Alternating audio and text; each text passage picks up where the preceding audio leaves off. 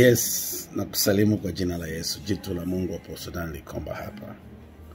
Bangu wa kiroho nilifundisha kanambia, ukitaka kushinda kwenye maisha, usipambane na maadui wakuu watatu. Usipambane nao. Mtu wa kwanza aliniambia usipambane na mtu aliyoko chini yako. Chini yako kiuchumi, chini yako kiumri, chini yako kifedha, chini yako kila kitu, yuko chini yako.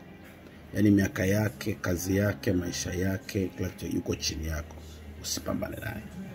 Ukipambana na mtu ambaye yuko chini yako, atakurudisha nyuma, utakuwa kwenye level yake. Atakurudisha nyuma, utakuwa mtu wa level yake. Maana yake ni kwamba utaonekana kwamba na wewe waliokuwa na kuna uko juu, watajua kwamba uko chini kwenye level ya huyo mtu. Kwa walioko chini yako, kwa gharama yoyote usipambane naye. Mtu wa pili ambaye usipambana naye ni mtu aliye kwenye level yako. Level yako kiumri, level yako kiupako au kibiashara, level yako kiutajiri, level yako kimali. Mtu ambaye mnalingana katika level moja, usipambane naye. Ukipambana na mtu ambaye kwenye level moja, atakupotezea muda. Maana yake utampiga na hutamshinda. Hauwezi kumshinda.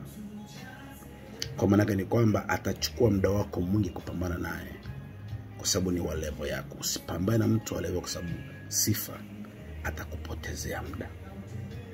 Mtu wa tatu utakupambana naye ni mtu aliye juu yako.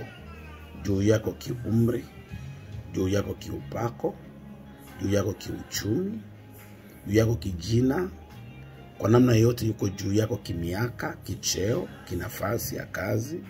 Mtu yote ambaye yuko juu yako usipambane naye, kwa sababu atakuharibia hatima, atakuharibia connection, atakuharibishia unakokwenda.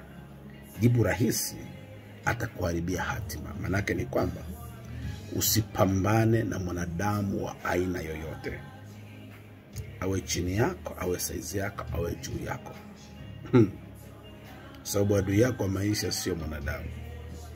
Adui yako binasema kitabu cha Waefeso, unataka kupambana na falme na mamlaka na wakuu wa giza na jeshi la pepo wabaya katika ulimwengu wa roho. Huko ndiko maadui zako walipo.